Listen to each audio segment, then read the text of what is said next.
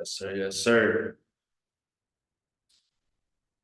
Back in the game. Back in the game.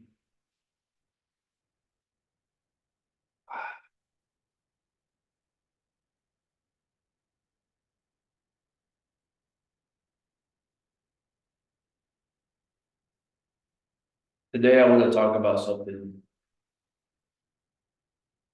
I want to talk to you about validation and social hierarchy.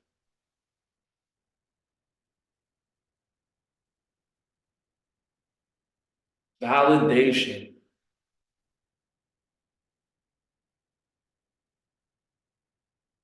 is probably one of the most potent drugs that exists.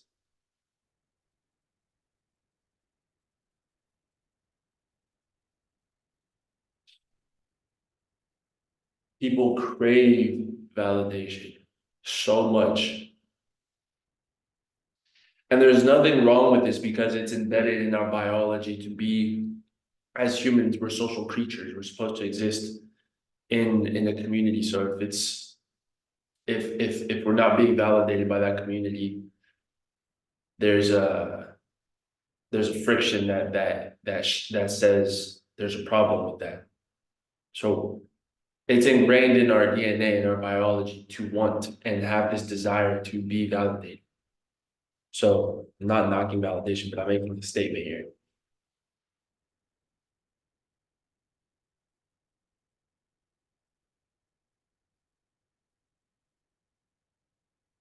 Because there's two positions.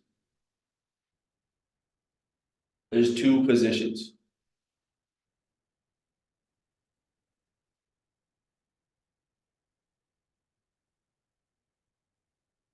A lot of times people look to be validated by things. People use things and peoples and all these other labels to validate themselves. And on the flip side, other things give validation. Other things are the validator. You have the validator and the validatee.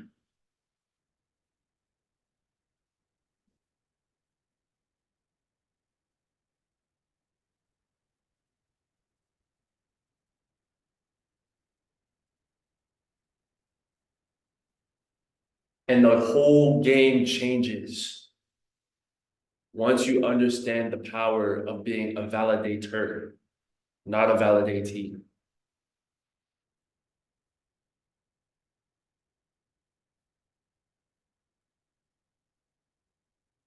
How I came to this, I'm going to run you through a thought experiment, all right? How I came to understand this. Most people never truly see themselves. And that's why they look to fill themselves with all of these things, labels, identities, over here, over there. They're looking to attach and validate something to themselves because they're empty. There's no sustenance there. There's no depth. There's no weight. Because they've never learned how to truly see themselves and validate their own existence.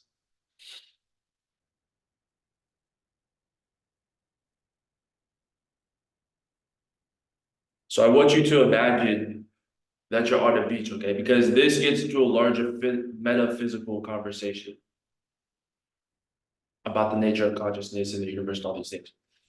I want you to imagine that you're on a beach, all right?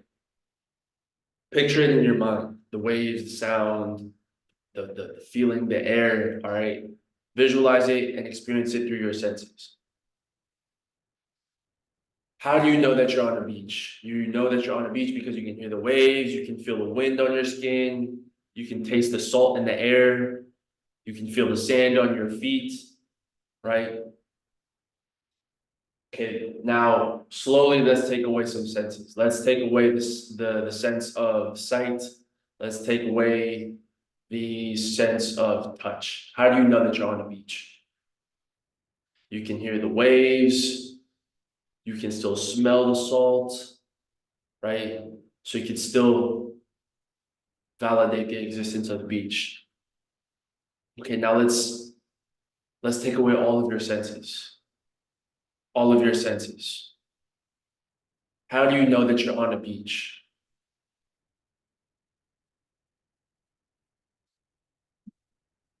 You don't. You don't.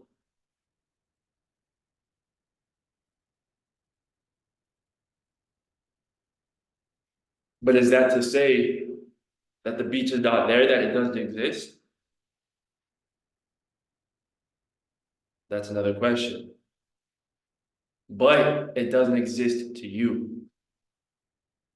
You lack the awareness and the consciousness to perceive it. Therefore, it does not exist to you. You cannot validate the existence of that thing.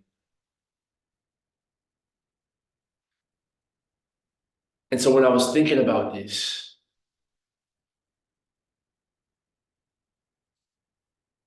I thought about it from like a personhood, from what does this mean from a conscious being of who I am?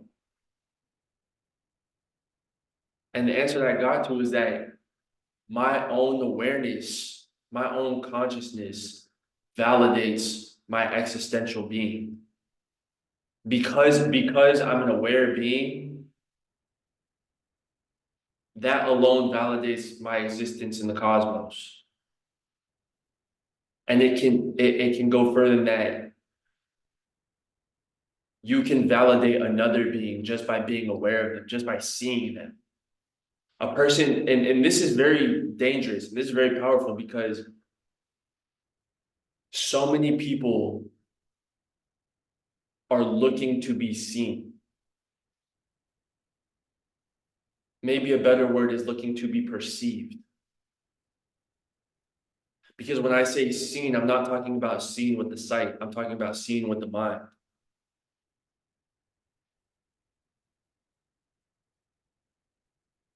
You use your eyes to look, but you use your mind to see. So when I say a person is looking to be seen, I'm saying that a person is looking to be perceived. Only because they have not perceived themselves. So if you understand that your own consciousness, that your own senses, your own conscious awareness and perception of your own being validates your existence amongst the cosmos, that's a dangerous position. Because now you become a validator.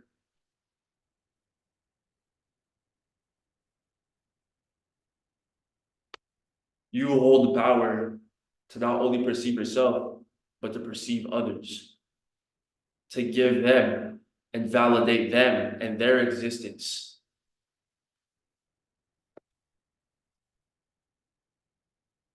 Does that make sense?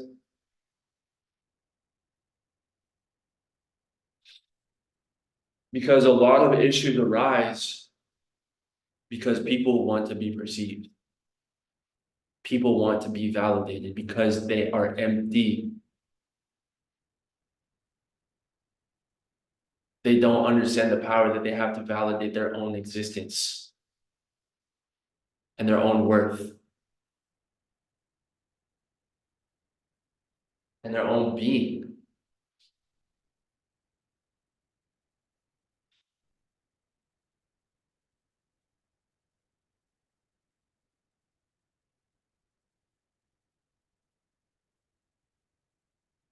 And so all of these motives within the social hierarchy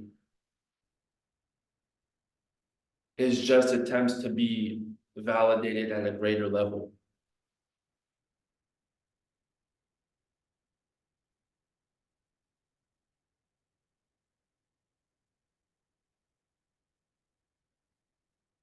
To be told that their existence is worthy.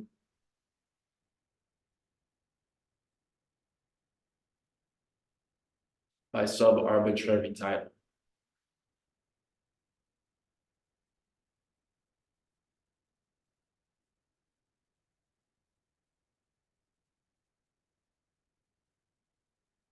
Because social hierarchy, right? If you're someone who has yet to understand their power to validate their own existence, you're gonna seek validation from another man's game, from a validator.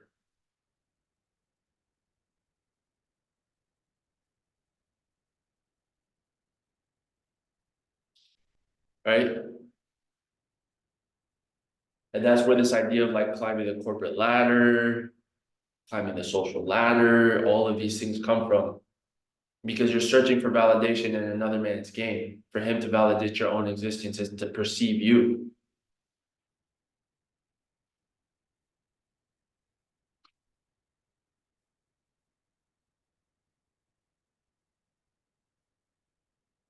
And it becomes a hard distinction because once you understand that, the illusion of the social hierarchy fades away. It fades away completely.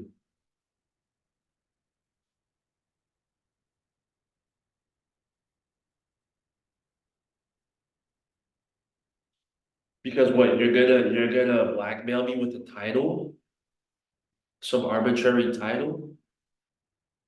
You're gonna hold some type of leverage or ego above me because of a title.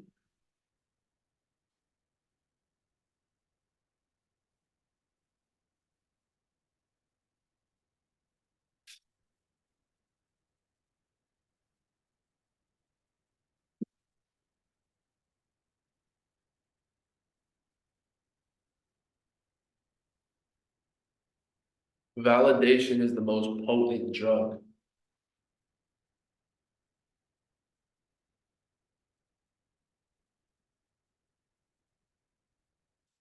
And you have to learn how to become the validator.